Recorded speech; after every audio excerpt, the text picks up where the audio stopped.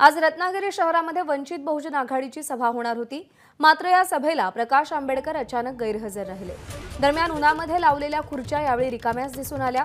तसंच या कडक उन्हामुळे कार्यकर्त्यांनी खुर्च्यांवर न बसता झाडाच्या आडोशाला बसणं पसंत केलं। तसंच प्रकाश आंबेडकर यांचा दौरा रद्द का झाला याची मात्र जोरदार चर्चा सुरू झाली। अमोल मोरे आपले प्रतिनिधी सध्या आपल्यासोबत आहेत। अमोल, हा दौरा रद्द होण्यामागची कारणं काय आणि सभास्थळावर नेमकं काय चित्र दिसून आलं? प्रज्ञा, सभा का रद्द झाली हे अधिकृतपणे त्याच्यापासून ठोस नेमकं कारण सांगण्यात आलेलं नाही वंचितकडून।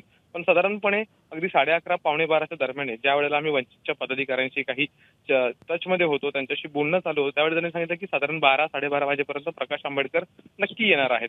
सभास्थळी गेल्यानंतर एक चित्र असं होतं की ऊन आहे आणि मंडप नाहीये आणि त्यामुळं कार्यकर्त्यांनी खुर्च्यांवरती न बसता, कारण की सध्या टेम्परेचर अगदी 38-40 डिग्री सेल्सिअसच्या दरम्यान आहे आणि अशा वेळेस कार्यकर्त्यांनी खुर्च्यांवरती न बसता झाडाचा आडोसा घेत त्या ठिकाणी बसणं पसंत केलं। आणि काही वेळानंतर अशी माहिती झाली की प्रकाश आंबेडकर यांचा जो दौरा आहे रत्नागिरीचा किंवा सभा ठिकाणी येणं हे रद्द झालेलं आहे आणि त्यानंतर जिल्हाध्यक्षांनी जे आहे त्यांच्या भाषणाला सुरुवात करून ही सभा जी आहे ती पुढे किंवा ही सभा पूर्ण करण्याचा प्रयत्न केला, पण ठोस असं कारण त्याच्या मागचं कळू शकलेलं नाहीये। प्रज्ञा, अमोल, धन्यवाद दिलेल्या माहितीसाठी।